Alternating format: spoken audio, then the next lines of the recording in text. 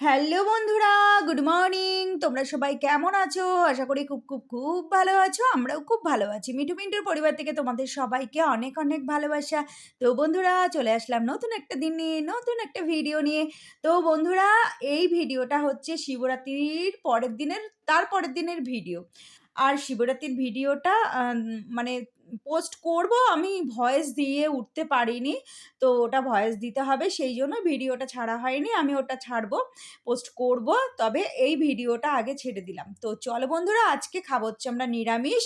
আর এখানে দেখো পিন্টুদা সকালবেলায় নিয়ে এসছে ডাল পুরি আর হচ্ছে একটা আলুর তরকারি। এটা হচ্ছে আমাদের এখানে জ্যোতি মিষ্টির দোকান থেকে নিয়ে এসছে। তো বন্ধুরা, আমরা সকালে ডাল পুরি আর আলুর তরকারি খেয়ে নিয়েছি, আর পিন্টুদা খেয়েছে ভাত। আর এখানে খেয়ে তারপরে চলে আসলাম রান্নাঘরে। দেখো এখানে বসিয়ে দিয়েছি হচ্ছে এঁচোড়। তো এঁচোড়টা নিরামিষই করব। জিরে তেজপাতা গরম মশলা ফোড়ন দিয়ে তারপরে আলুটা ফেলে দিয়েছিলাম। তারপরে দেখো আদা বাটা, জিরে বাটা, ধনে বাটা আর একটু টমেটো দিয়ে দিয়েছি, লঙ্কার গুঁড়ো, হলুদ গুঁড়ো, নুন, মিষ্টি সমস্ত কিছু দিয়ে ভালো করে মশলাটা কষাচ্ছি। আর ওদিকে এঁচোড়টা সিদ্ধ করে রেখেছিলাম সামান্য একটু হলুদ দিয়ে, একটু সর্ষের তেল দিয়ে, একটু নুন দিয়ে।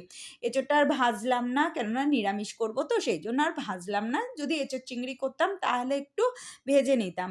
তো যাই হোক বন্ধুরা, চলো এঁচোড়টা দেখো দিয়ে দিলাম কষানোর মধ্যে। এবার একটু ভালো করে কষিয়ে নেবো, এখানেই ভাজা ভাজা হয়ে যাবে। তো আজকে রান্না করবো এঁচোড় আর হচ্ছে সয়াবিন, আর একটু আলু ভাজবো মেয়ের জন্য, আর করব হচ্ছে বেগুনি, আর একটু করব হচ্ছে টমেটো দিয়ে ডাল। তো বন্ধুরা, এঁচোড়টা হচ্ছে মেয়ে খাবে না, আমি আর পিন্টুদা খাবো। আর মেয়ের জন্য করতে হবে সয়াবিনের তরকারি।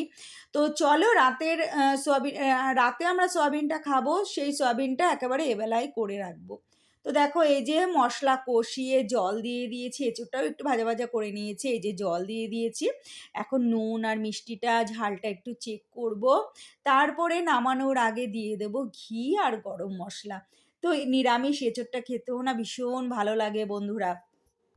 আমার তো আমিষ নিরামিষ দুটোই ভালো লাগে। আমার কোনো ব্যাপার না, এঁচোড় হলেই হলো। আমি ভীষণ ভালোবাসি এঁচোড়টা খেতে।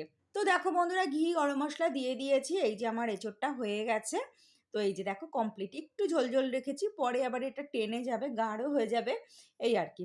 আমার ফোনের মানে ফোনে না ভালো করে ঠিকঠাক কালারটা আসে না। ফোনটা মনে হয় আবার নষ্ট হয়ে গেছে। দেখো কোনো সময় লাল, কোনো সময় হলুদ, নানা রকম, কোনো সময় সাদা, এই রকম কালার হচ্ছে। তো বন্ধুরা, নামিয়ে ফেলেছি। আর দেখো একটু আলু ভাজছি মেয়ের জন্য। তো চলো আলু ভাজাটা করে নিই। আর পাশে ডাল সিদ্ধ বসিয়ে দিয়েছি। তো বন্ধুরা, আলু ভাজা হয়ে গেছে। আর ওদিকে আমার ডালটাও কমপ্লিট, মানে সিদ্ধ হয়ে গেছে। তো এই দেখো সিদ্ধ করে একটা টমেটো দিয়ে মশলা দিয়ে মানে ফোড়ন দিয়ে দিয়েছি। মশলা মানে কি, ওই একটু কালো জিরে আর একটু হচ্ছে সর্ষে আর হচ্ছে শুকনো লঙ্কা ফোড়ন দিয়ে দিয়েছি। তো চলো এবার করছি হচ্ছে সোয়াবিন, সেম এঁচোড় তরকারি যেরমভাবে করেছি ওই রকমভাবে জিরে বাটা, আদা বাটা, একটু ধনের গুঁড়ো, আর হচ্ছে ব্যাস এই নুন, মিষ্টি, যেটা লাগে আর কি। আর নামানোর আগে ঘি গরম মশলা। সেম এঁচোড় যেভাবে রান্না করেছি, সোয়াবিনটাও সেভাবে রান্না করলাম। তো আজকে আমরা নিরামিষ খাবো, বেশ কয়েকদিন ধরেই আমরা এখন নিরামিষ খাবো।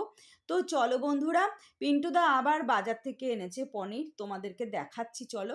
এই যে দেখো আমার সোয়াবিনের তরকারি হয়ে গেছে, রাতে এটাই আমরা খাবো, একেবারে এই বেলাতেই করে রাখলাম, কেননা রাতে আর রান্নাঘরে ঢুকতে ইচ্ছা করে না।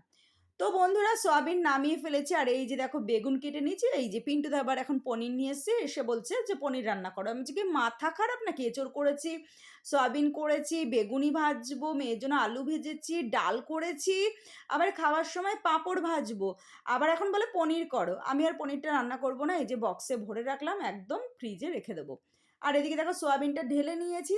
তো চলো বন্ধুরা, এইবার করবো হচ্ছে গ্যাস ট্যাস মুছে নিয়েছি, আমার গ্যাস ট্যাস মোছা কমপ্লিট। একদম চলে আসলাম খাওয়ার আগে, গ্যাস ট্যাস মুছে বাসন মেজে তারপরে গিয়ে আমি স্নান টান করে নিয়েছি। স্নান টান করে তারপরে এখন খাবো ভাত, সেই জন্য চলে আসলাম বেগুনি ভাজতে।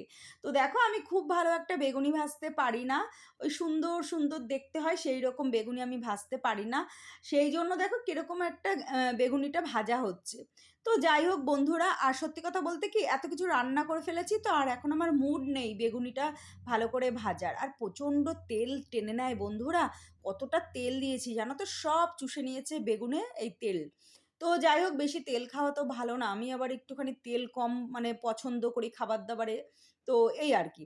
তো চলো বন্ধুরা দেখো একে, একে বেগুনিগুলো ভেজে নিচ্ছি। ১ম এর কয়েকটা বেগুনিগুলো তো দেখতে মোটামুটি ভালো হয়েছিল। তারপরের বেগুনিগুলো না কিরকম যেন টেরা বেঁকা কেমন যেন হয়েছিল। তো যাই হোক পিন্টুদাকে বললাম, "তাড়াতাড়ি স্নান করো।" পিন্টুদা চলে গেছে স্নান করতে, এক্ষুনি বেরিয়ে যাবে। আর মেয়েকেও ডাকলাম, বললাম, "চল ভাত খেয়ে নিই।" কেননা বেগুনিগুলো আবার নরম হয়ে যাবে। বেশ মচমচে হয়েছিল জানো তো বন্ধুরা। বেসনের গোলাটার মধ্যে একটু পোস্ত দিয়ে দিয়েছিলাম। তো চলো আজকের মতো ভিডিওটা এখানে শেষ করি। টাটা!